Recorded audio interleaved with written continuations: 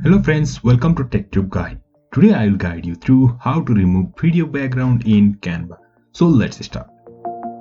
First of all, head on to Canva from your favorite browser. In my case, I am using Google Chrome. Then open your video project. I am using this blank video project. Click on this and over here you can see our video project is ready. After that, choose the video of which you want to remove background. For demo, I am using this one video. You can see here this is video of which I want to remove background. First of all, click on this video and go to edit video. You can see the tool over here, remove background. Click on this and you can see within a few time our video's background is removed. So you can see here video's background is removed. Also we can set different background to this video.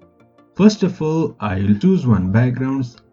Suppose this one. Okay, this is one of my video's background. Then I will fit it to background. Then you can see here our video's background is ready. We can resize this image to fit this video's background. You can see here we have also changed the video's background. In this way we can remove video's background in Canva. Also we can change video's background. So if you find this helpful, please like, share and subscribe.